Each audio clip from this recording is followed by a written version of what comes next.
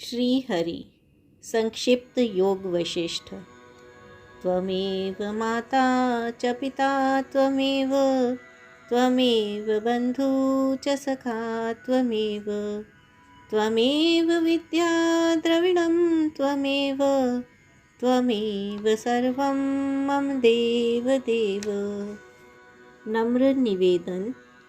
भारतीय तत्व ज्ञान के अनुसंधानकर्ता, जिज्ञासुओं एवं साधकों के लिए योग वशिष्ठ अनुपम ग्रंथ रत्न है। यह ग्रंथ विश्व साहित्य में ज्ञानात्मक सूक्ष्म विचार तथा तत्व निरूपक ग्रंथों में सर्वश्रेष्ठ है। इसमें आत्मा परमात्मा, जीव जगत, बंधन मोक्ष आदि दुरूह विषयों का विभिन्न कथानकों तथा दृष्टांतों के द्वारा बड़ा ही सुंदर विवेचन किया गया है। भगवान श्री राम को ज्ञान स्वरूप महर्षि वशिष्ठ के द्वारा सुनाई गई तत्व ज्ञान की यह सर्वोत्कृष्ट रचना है। यह ग्रंथ महारामायण, वशिष्ठ रामायण आदि नामों से भी विख्यात है। इस ग्रंथ के विषय में महर्षि वशिष्ठ ने स्वयं कहा है कि संसार सर्प के विष से विकल तथा विषय विसूचिका से पीड़ित प्राणियों के लिए योग वशिष्ठ परम पवित्र अमोघ मंत्र है। योग वशिष्ठ अज्ञातवाद या केवल ब्रह्मवाद का ग्रंथ है। इसके सिद्धांतानुसार एकमात्र चेतन तत्व पर ब्रह्म के अतिरिक्त कोई सत्ता नहीं है। जैसे समुद्र में असंख्य तरंगे उठती और मिटती रहती हैं, वे समुद्र से भिन्न नहीं हैं। उसी प्रकार नित्य सच्चिदानंद परमात्म तत्व समुद्र में नाना प्रकार के अनंत ब्रह्मांडों की उत्पत्ति, स्थिति और विनाश की लीला तरंगे दिखती रहती हैं। अहंकार का नाश होते ही केवल एक ब्रह्म चैतन्य ही रह जाता है। इसी एक तत्व का विभिन्न आख्यानों, इतिहासों और कथाओं के द्वारा इस ग्रंथ में प्रतिपादन किया गया है। इसके अतिरिक्त इसमें योग सिद्धियों, योग के साधनों एवं योग भूमिकाओं का भी अत्यंत ललित वर्णन किया गया है। ज्ञान परक ग्रंथ होने के बाद भी इसमें भक्ति और कर्म की आवश्यकता पर बल दिया गया है। सदाचार और सत्संग की महत्ता का भी स्थान स्थान पर प्रतिपादन है। योग वशिष्ठ का शिखी ध्वज चूडाला संवाद नारी को ज्ञान की सर्वोत्तम महिमा से मंडित करता है। श्री परमात्मने नमः। संक्षिप्त योग वशिष्ठ वैराग्य प्रकरण।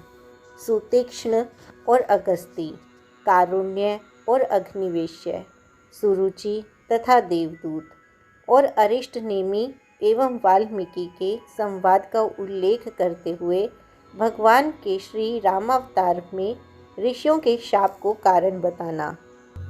यतः सर्वाणि भूतानि प्रतिभान्ति स्थितानि च यत्रैवोपशमं यान्ति तस्मै सत्यात्मने नमः। सृष्टि के आरंभ में संपूर्ण भूत जिनसे प्रकट होकर प्रतीति के विषय होते हैं, स्थिति काल में जिनमें ही स्थित होते हैं और प्रलय काल आने पर जिनमें ही लीन हो जाते हैं, उन सत्य स्वरूप परमात्मा को नमस्कार है। ज्ञाता ज्ञानम तथा ज्ञेयम, दृष्टा दर्शन दृश्यभूः, कर्ता हेतु क्रिया यस्मात् तस्मै ज्ञप्त्यात्मने नमः। ज्ञाता ज्ञान और ज्ञेय, दृष्टा दर्शन और दृश्य तथा कर्ता कारण और क्रिया, इन सब का जिनसे ही आविर्भाव होता है, उन ज्ञान स्वरूप परमात्मा को नमस्कार है। स्फुरन्ति सीकरा यस्मादानन्दस्याम्बरे वनौ, सर्वेषां जीवनं तस्मै ब्रह्मानंदात्मने नमः। जिनसे स्वर्ग और भूतल आदि सभी लोकों में आनंद रूपी जल के कण स्फुरित होते हैं, प्राणियों के अनुभव में आते हैं तथा जो समस्त जीवों के जीवनाधार हैं, उन पूर्ण चिन्मय आनंद के महासागर रूप पर ब्रह्म परमात्मा को नमस्कार है। पूर्व काल में सुतीक्ष्ण नाम से प्रसिद्ध कोई ब्राह्मण थे, जिनके मन में संशय छा गया था। अतः उन्होंने महर्षि अगस्ती के आश्रम में जाकर उन महामुनि से आदरपूर्वक पूछा, भगवन, आप धर्म के तत्व को जानते हैं, आपको संपूर्ण शास्त्रों के सिद्धांत का सुनिश्चित ज्ञान है। मेरे हृदय में एक महान संदेह है, आप कृपा पूर्वक इसका समाधान कीजिए। मोक्ष का साधन कर्म है या ज्ञान है, अथवा दोनों ही हैं? इन तीनों पक्षों में से किसी एक का निश्चय करके जो वास्तव में मोक्ष का कारण हो, उसका प्रतिपादन कीजिए। अगस्ती ने कहा, ब्राह्मण, जैसे दोनों ही पंखों से पक्षियों का आकाश में उड़ना संभव होता है, उसी प्रकार ज्ञान और निष्काम कर्म दोनों से ही परम पद की प्राप्ति होती है। इस विषय में एक प्राचीन इतिहास है, जिसका मैं तुम्हारे समक्ष वर्णन करता हूँ। पहले की बात है, कारुण्य नाम से प्रसिद्ध एक ब्राह्मण थे, जो अग्निवेश्य के पुत्र थे। उन्होंने संपूर्ण वेदों का अध्ययन किया था तथा वे वेद वेदांगों के पारंगत विद्वान थे। गुरु के यहाँ से विद्या पढ़कर अपने घर लौटने के बाद वे संध्या वंदन आदि कोई भी कर्म न करते हुए चुपचाप बैठे रहने लगे। उनके मन में संशय भरा हुआ था। पिता अग्निवेश्य ने देखा कि मेरा पुत्र शास्त्रोक्त कर्मों का परित्याग करके निंदनीय हो गया है। तब वे उसके हित के लिए इस प्रकार बोले। अग्निवेश्य ने कहा, बेटा, यह क्या बात है? तुम अपने कर्तव्य कर्मों का पालन क्यों नहीं करते? बताओ तो सही। यदि सत्कर्मों के अनुष्ठान में नहीं लगोगे तो तुम्हें परम सिद्धि कैसे प्राप्त होगी? तुम जो इस कर्तव्य कर्म से निवृत्त हो रहे हो, इसमें क्या कारण है? यह मुझसे कहो। कारुण्य बोले, पिताजी, आजीवन अग्निहोत्र और प्रतिदिन संध्योपासना करें, इस प्रवृत्ति रूप धर्म का श्रुति और स्मृति ने विधान अथवा प्रतिपादन किया है। साथ ही एक दूसरी श्रुति भी है, जिसके अनुसार न धन से, न कर्म से और न संतान के उत्पादन से ही मोक्ष प्राप्त होता है। मुख्य मुख्य यतियों ने एकमात्र त्याग से ही अमृत स्वरूप मोक्ष सुख का अनुभव किया है। पूज्य पिताजी, इन दो प्रकार की श्रुतियों में से मुझे किसके आदेश का पालन करना चाहिए? इस संशय में पड़कर मैं कर्म की ओर से उदासीन हो गया हूँ। अगस्ती कहते हैं, तात सुतीक्ष्ण पिता से यूँ कहकर वे ब्राह्मण कारुण्य चुप हो गए। पुत्र को इस प्रकार कर्म से उदासीन हुआ देख पिता ने पुनः उससे कहा। अग्निवेश्य बोले, बेटा, मैं तुमसे एक कथा कहता हूँ, उसे सुनो और उसके संपूर्ण तात्पर्य का अपने हृदय में निश्चय कर लेने के पश्चात तुम्हारी जैसी इच्छा हो वैसा करो। सुरुचि नाम से प्रसिद्ध कोई देवलोक की स्त्री थी, जो अप्सराओं में श्रेष्ठ समझी जाती थी। एक दिन वह मयूरों के झुंड से घिरे हुए हिमालय के एक शिखर पर बैठी थी। उसी समय उसने अंतरिक्ष में इंद्र के एक दूत को कहीं जाते देखा। उसे देखकर अप्सराओं में श्रेष्ठ महाभागा सुरुचि ने इस प्रकार पूछा, महाभाग देवदूत, आप कहाँ से आ रहे हैं और इस समय कहाँ जाएंगे? यह सब कृपा करके मुझे बताइए। देवदूत ने कहा, भद्रे, सुनो, जो वृतांत जैसे घटित हुआ है वह सब मैं तुम्हें विस्तार से बता रहा हूँ। सुंदर भुहों वाली सुंदरी धर्मात्मा राजा अरिष्टनेमि अपने पुत्र को राज्य देकर स्वयं वीतराग हो तपस्या के लिए वन में चले गए और अब गंधमादन पर्वत पर वे तपस्या कर रहे हैं।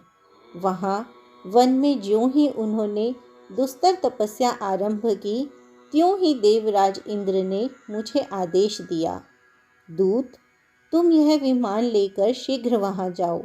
इस विमान में अप्सराओं के समुदाय को भी साथ ले लो।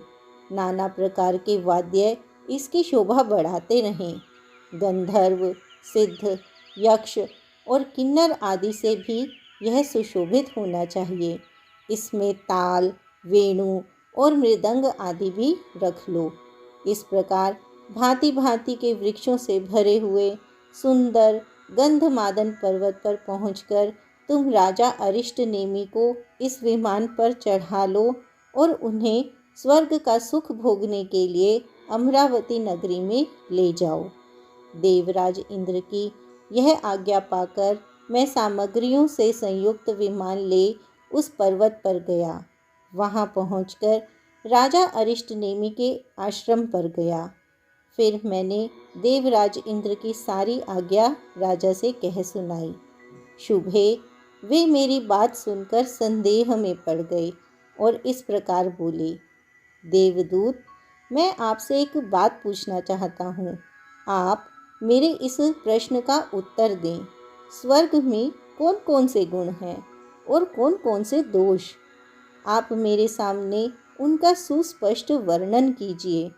स्वर्ग लोक में रहने के गुण दोष को जानने के पश्चात मेरी जैसी रुचि होगी वैसा करूँगा।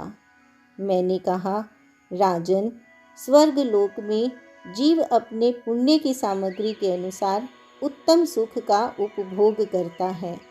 उत्तम पुण्य से उत्तम स्वर्ग की प्राप्ति होती है। मध्यम पुण्य से मध्यम स्वर्ग मिलता है और इनकी अपेक्षा निम्न श्रेणी के पुण्य से उसके अनुरूप स्वर्ग सुलभ होता है। इसके विपरीत कुछ नहीं होता।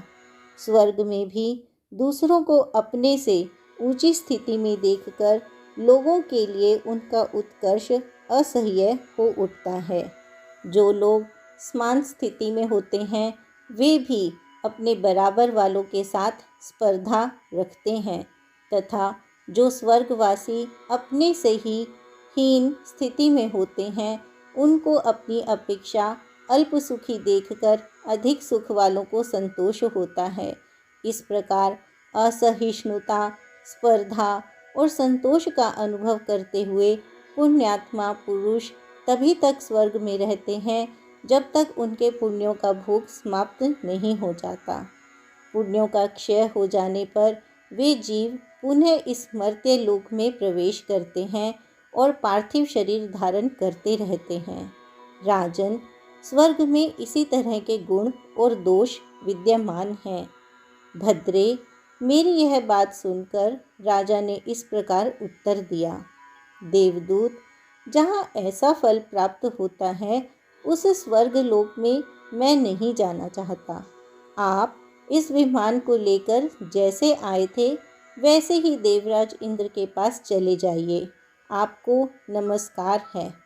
भद्रे, जब राजा ने मुझसे ऐसी बात कही तब मैं इंद्र के समक्ष यह वृतांत निवेदन करने के लिए लौट गया। वहाँ जब मैंने सब बातें ज्यों की त्यों कह सुनाई तब देवराज इंद्र को महान आश्चर्य हुआ और वे स्निग्ध एवं मधुर वाणी में मुझसे पुनः बोले।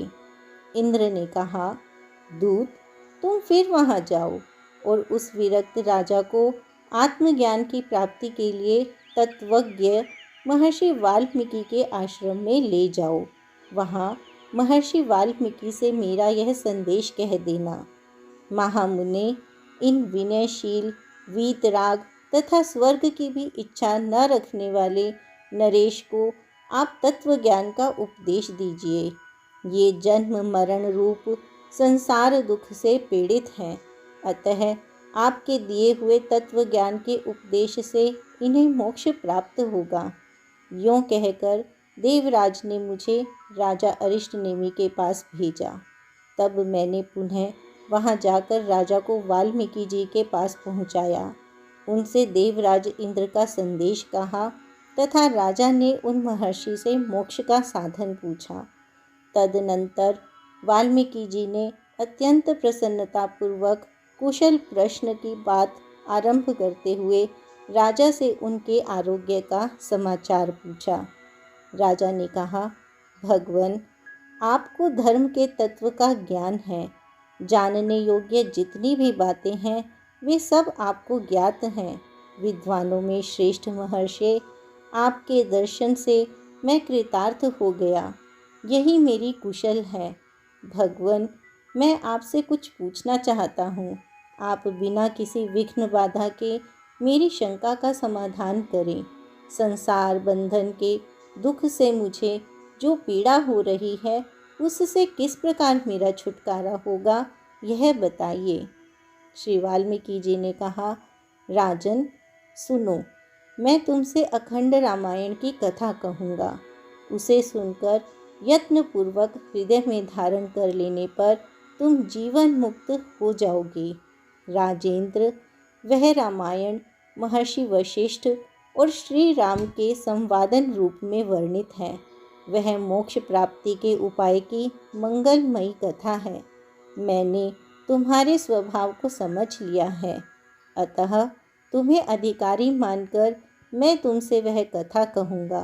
विद्वान नरेश, सुनो।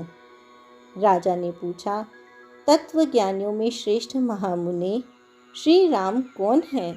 उनका स्वरूप कैसा है? वे किसके वंशज हैं? वे बद्ध थे या मुक्त? पहले आप मुझे इन्हीं बातों का निश्चित ज्ञान प्रदान कीजिए। श्री वाल्मीकि जी ने कहा, स्वयं भगवान श्री हरि ही शाप के पालन के बहाने राजा श्री राम के रूप में अवतीर्ण हुए थे। वे प्रभु सर्वज्ञ होने पर भी अपने भक्त महर्षियों की वाणी को सत्य करने के लिए ही आरोपित अथवा स्वेच्छा से गृहीत अज्ञान से युक्त हो साधारण मनुष्यों की भांति अल्पज्ञ से हो गए। राजा ने पूछा, महर्षि, श्री राम तो सच्चिदानंद स्वरूप चैतन्य घन विग्रह थे। उन्हें शाप प्राप्त होने का क्या कारण था, यह बताइए। साथ ही यह भी कहिए कि उन्हें शाप देने वाला कौन था।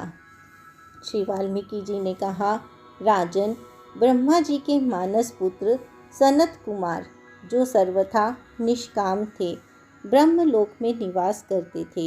एक दिन त्रिलोकीनाथ सर्वशक्तिमान भगवान विष्णु वैकुंठ लोक से वहाँ पधारे। उस समय ब्रह्मा जी ने वहाँ उनका पूजन किया। सत्यलोक में निवास करने वाले दूसरे दूसरे महात्माओं ने भी उनका स्वागत सत्कार किया। केवल सनत कुमार ने उनके आदर सत्कार में कोई भाग नहीं लिया। वे चुपचाप बैठे ही रह गए। तब उनकी ओर देखकर सर्वेश्वर भगवान श्री हरि ने कहा, सनत कुमार, तुम अपने को निष्काम समझकर अहंकारी हो गए हो, इसलिए जड़वत स्तब्ध बने बैठे हो। इस गर्वयुक्त चेष्टा के कारण तुम शाप या दंड पाने के योग्य हो। अतः शरजन्मा कुमार के नाम से विख्यात हो दूसरा शरीर धारण करो। यह सुनकर सनत कुमार ने भी भगवान विष्णु को शाप दिया, देवेश्वर, आप भी अपनी सर्वज्ञता को कुछ काल के लिए छोड़कर अज्ञानी जीव के समान हो जाएंगे। एक समय अपनी पत्नी को श्री हरि के चक्र से मारी गई देख महर्षि भृगु का क्रोध बहुत बढ़ गया। वे उन्हें शाप देते हुए बोले, विष्णु, आपको भी कुछ काल के लिए अपनी पत्नी से वियोग का कष्ट सहना पड़ेगा। इस प्रकार सनत कुमार और भृगु के शाप देने पर भगवान विष्णु उस शाप से मनुष्य रूप में अवतीर्ण हुए। राजन, भगवान विष्णु को शाप का बहाना क्यों लेना पड़ा, इसका सब कारण मैंने तुम्हें बता दिया। अब तुम्हारे प्रश्न के अनुसार अन्य सारी बातें भी बता रहा हूँ, तुम सावधान होकर सुनो। इस शास्त्र के अधिकारी का निरूपण, रामायण के अनुशीलन की महिमा, भरद्वाज को ब्रह्मा जी का वरदान, तथा ब्रह्मा जी की आज्ञा से वाल्मीकि का भरद्वाज को संसार दुख से छुटकारा पाने के निमित्त उपदेश देने के लिए प्रवृत्त होना। दिवि भूमौ तथाकाशे बहिरन्तश्च मे विभुः यो विभात्यवभासात्मा तस्मै सर्वात्मने नमः। जो प्रकाश स्वरूप सर्वव्यापी परमात्मा स्वर्ग में, भूतल में, आकाश में तथा हमारे अंदर और बाहर सर्वत्र प्रकाशित हो रहे हैं, उन सर्वात्मा को नमस्कार है। श्री वाल्मीकि जी कहते हैं, राजन, मैं संसार रूपी बंधन में बंधा हुआ हूँ, किंतु इससे मुक्त हो सकता हूँ, ऐसा जिसका निश्चय है तथा जो न तो अत्यंत अज्ञानी है और न तत्वज्ञानी ही है, वही इस शास्त्र को सुनने अथवा पढ़ने का अधिकारी है। जो पहले कथा रूपी उपाय से युक्त रामायण के बाल, अयोध्या आदि सभी कांडों का विचार करके मोक्ष के उपाय भूत इन वैराग्य आदि 6 प्रकरणों का विचार करता है, वह विद्वान पुरुष फिर इस संसार में जन्म नहीं लेता। वह यहाँ के जन्म आदि दुखों से सदा के लिए छुटकारा पा जाता है। शत्रुओं का मर्दन करने वाले नरेश, यह रामायण पूर्व और उत्तर 2 खंडों से युक्त है। इसमें राग द्वेष आदि दोषों को दूर करने के लिए राम कथा रूपी प्रबल उपाय बताए गए हैं। पहले इन बाल आदि 7 कांडों की रचना करके मैंने एकाग्रचित हो अपने बुद्धिमान एवं विनयशील शिष्य भरद्वाज को इसका ज्ञान प्रदान किया। ठीक उसी तरह जैसे समुद्र मणि या रत्न की इच्छा रखने वाले याचक को मणि प्रदान करता है, बुद्धिमान भरद्वाज ने मुझसे कथा रूपी उपाय वाले इन 7 कांडों का अध्ययन करने के पश्चात मेरु पर्वत के किसी गहन वन में ब्रह्मा जी के सामने इनका वर्णन किया। इससे महान आशय वाले लोक पितामह भगवान ब्रह्मा भरद्वाज के ऊपर बहुत संतुष्ट हुए और उनसे बोले, बेटा, तुम मुझसे कोई वर मांग लो। भरद्वाज ने कहा, भगवन, भूत, भविष्य और वर्तमान के स्वामी पितामह, जिस उपाय से यह समस्त मानव समुदाय संपूर्ण दुख से छुटकारा पा जाए, वह मुझे बताइए। आज मुझे यही वर अच्छा लगता है।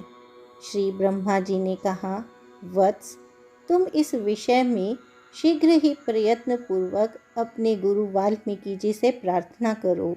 उन्होंने जिस निर्दोष रामायण की रचना आरंभ की है, उसका श्रवण कर लेने पर मनुष्य संपूर्ण मोह से पार हो जाएंगे।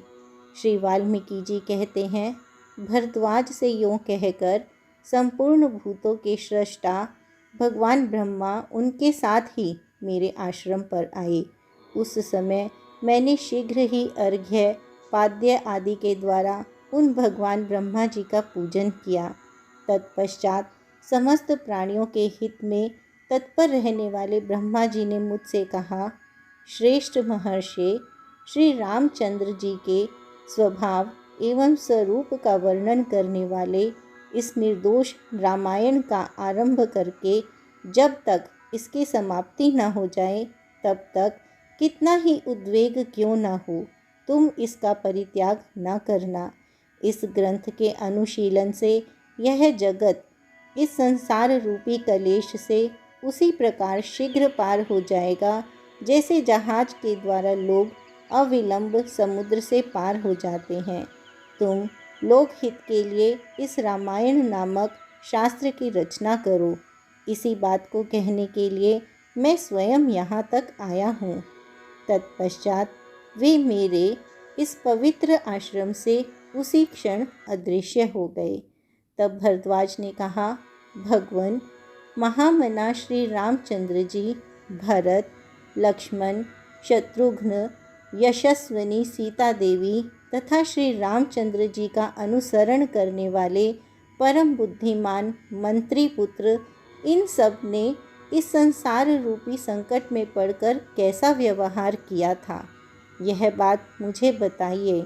इसे सुनकर अन्य लोगों के साथ मैं भी वैसा ही बर्ताव करूँगा। राजेंद्र, तब भरद्वाज ने आदरपूर्वक मुझसे पूर्वोक्त विषय का प्रतिपादन करने के लिए अनुरोध किया। तब मैं भगवान ब्रह्मा जी का आज्ञा का पालन करने के लिए उक्त विषय के वर्णन में प्रवृत्त हुआ और बोला, वत्स भरद्वाज, सुनो, तुमने जैसा पूछा है उसके अनुसार तुम्हें सब कुछ बताता हूँ। मेरे उपदेश को सुनने से तुम अपना सारा मोह दूर कर सकोगे। बुद्धिमान भरद्वाज, तुम वैसा ही व्यवहार करो जैसा कि आनंद स्वरूप कमल नयन भगवान श्री राम ने समस्त संसार में अनासक्त भाव से रहकर किया था। महामना भरत, लक्ष्मण, शत्रुघ्न, कौसल्या, सुमित्रा, सीता, राजा दशरथ, श्री राम सखा कृतास्त्र और अविरोध पुरोहित वशिष्ठ, वामदेव तथा अन्य 8 मंत्री, ये सभी ज्ञान में पारंगत थे। धृष्टि, जयंत, भास, सत्यवादी, विजय, विभीषण, सुषेण, हनुमान और इंद्रजित, ये श्री राम के 8 मंत्री बताए गए हैं। ये सब के सब समदर्शी थे।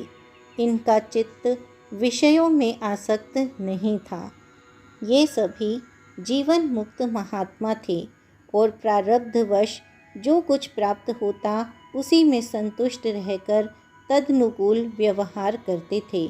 बेटा, इन लोगों ने जिस प्रकार होम, दान और आदान प्रदान किया था, इन्होंने जगत में जिस प्रकार निवास किया था और जिस प्रकार स्मरण, चिंतन तथा श्रोत स्मार्त कर्मों का पालन किया था, उसी प्रकार यदि तुम भी बर्ताव करते हो तो संसार रूपी संकट से छूटे हुए ही हो।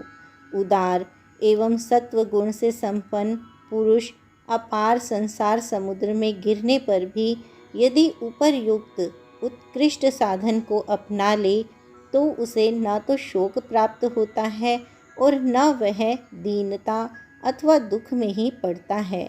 सब प्रकार की चिंताओं से मुक्त हो वह परमानंद सुधा का पान करके सदा के लिए परम तृप्त हो जाता है। जीवन मुक्त के स्वरूप पर विचार, जगत के मिथ्यात्व तथा द्विविध वासना का निरूपण तथा भगवान श्री राम की तीर्थ यात्रा का वर्णन। भरद्वाज बोले, ब्राह्मण, आप श्री रामचंद्र जी की कथा से आरंभ करके क्रमशः जीवन मुक्त की स्थिति का मुझसे वर्णन कीजिए, जिससे मैं सदा के लिए परम सुखी हो जाऊं। श्री वाल्मीकि जी ने कहा, साधु पुरुष भरद्वाज, जैसे रूप रहित आकाश में नील, पीत आदि वर्णों का भ्रम होता है, उसी प्रकार निर्गुण निराकार ब्रह्म में अज्ञानवश जगत की सत्ता का भ्रम होता है। यह जो जगत संबंधी भ्रम उत्पन्न हो गया है, इसे इस तरह भुला दिया जाए कि फिर कभी इसका स्मरण ही ना हो, इसी को मैं उत्तम ज्ञान मानता हूँ। इस दृश्य प्रपंच का अत्यंत अभाव है। यह बिना हुए ही भासित हो रहा है। जब तक ऐसा बोध नहीं होता तब तक कोई कभी भी उस उत्कृष्ट आत्मज्ञान का अनुभव नहीं कर सकता। इसलिए आत्मज्ञान का अन्वेषण, उसकी प्राप्ति के लिए प्रयत्न करना चाहिए। इस शास्त्र का ज्ञान होने पर इसी जीवन में उस आत्म तत्व का बोध हो जाए, यह सर्वथा संभव ही है, वह होकर ही रहेगा। इसी उद्देश्य से इस शास्त्र का विस्तार किया जाता है। यदि तुम इस शास्त्र का श्रवण करोगे तो निश्चय ही तुम्हें उस आत्म तत्व का ज्ञान प्राप्त हो जाएगा, अन्यथा उसकी प्राप्ति असंभव है। निष्पाप भरद्वाज, यह जगत रूपी भ्रम यद्यपि प्रत्यक्ष दिखाई देता है, तो भी इस शास्त्र के विचार से अनायास ही ऐसा अनुभव हो जाता है कि यह है ही नहीं। ठीक उसी तरह जैसे आकाश में नील आदि वर्ण प्रत्यक्ष दिखने पर भी विचार करने से बिना परिश्रम के ही यह समझ में आ जाता है कि इसका अस्तित्व नहीं है, यह दृश्य जगत वास्तव में है ही नहीं। ऐसा बोध होने पर जब मन से दृश्य प्रपंच का मार्जन हो जाए, तब परम निर्वाण रूप शांति का स्वतः अनुभव होने लगता है। ब्रह्मण संपूर्ण रूप से वासनाओं का जो परित्याग है, वही उत्तम मोक्ष कहलाता है। उसे अविद्या रूपी मल से रहित ज्ञानी ही प्राप्त कर सकते हैं।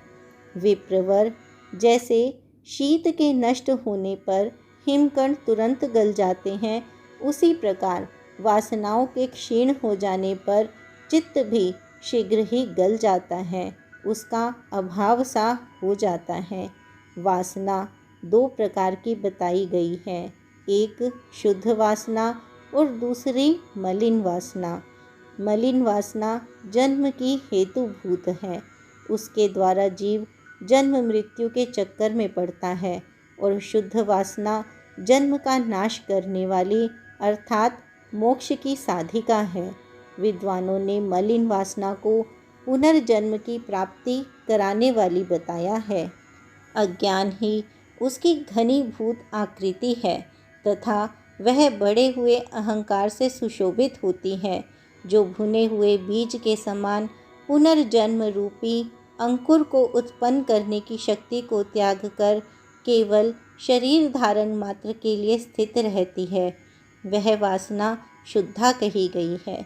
जो लोग शुद्ध वासना से युक्त हैं, वे फिर जन्म रूप अनर्थ के भाजन नहीं होते। जानने योग्य परमात्मा के तत्व को जानने वाले वे परम बुद्धिमान पुरुष जीवन मुक्त कहलाते हैं।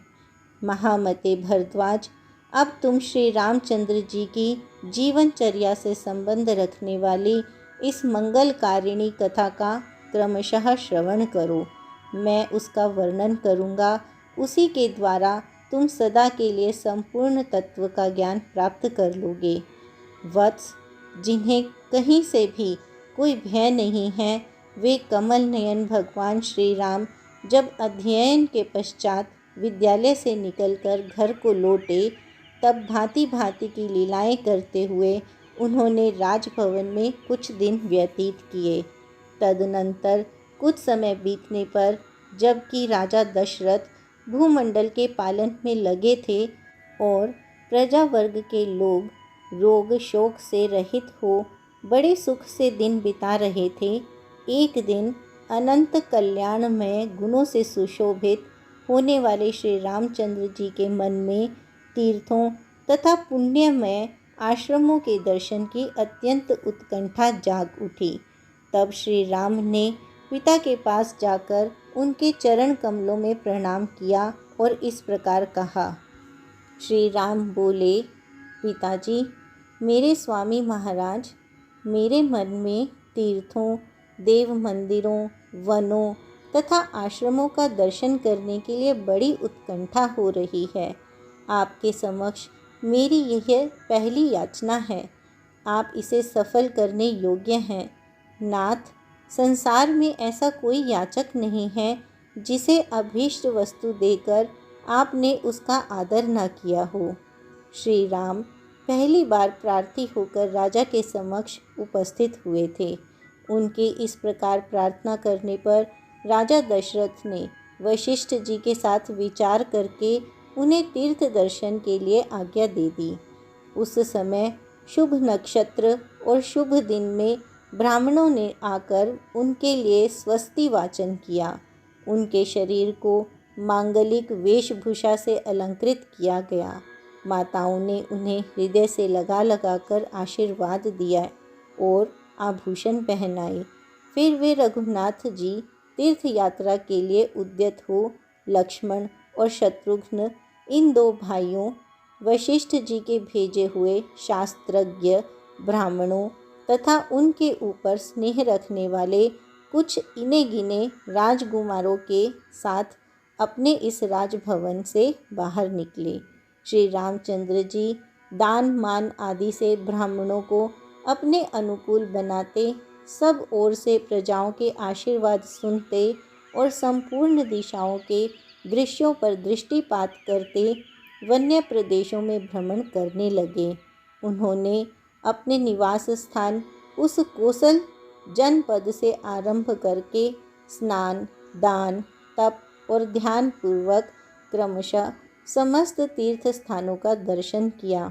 नदियों के पवित्र तट, पुण्य वन, पावन आश्रम, जंगल, जनपदों की सीमाओं में स्थित समुद्र और पर्वतों के तट, चंद्रमा के समान उज्ज्वल आभा वाली गंगा, नील कमल की सी कांति वाली निर्मल कलिंद नंदिनी यमुना, सरस्वती, शतद्रु, चंद्रभागा, इरावती, वेणी, कृष्णवेणी, निर्विंध्या, सरयू, चर्मणवती, वितस्ता, विपाशा, बाहुदा, नैमिषारण्य, धर्मारण्य, गया, वाराणसी, श्रीशैल, केदारनाथ, पुष्कर, क्रम प्राप्त मानस सरोवर, उत्तर मानस, वड़वामुख, अन्य तीर्थ समुदाय, अग्नि तीर्थ, महातीर्थ, इंद्रद्युम्न सरोवर आदि पुण्य तीर्थ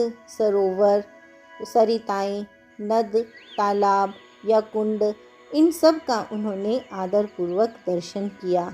स्वामी कार्तिकेय शालग्राम स्वरूप श्री विष्णु, भगवान विष्णु और शिव के 64 स्थान, नाना प्रकार के आश्चर्यजनक दृश्यों से विचित्र शोभा धारण करने वाले चारों समुद्रों के तट, विंध्य पर्वत और मंदरांचल के कुंज, हिमालय आदि 7 कुल पर्वतों के स्थान तथा बड़े बड़े राजर्षियों, ब्रह्मर्षियों, देवताओं और ब्राह्मणों के मंगलकारी पावन आश्रमों का भी श्री रामचंद्र जी ने श्रद्धापूर्वक दर्शन किया।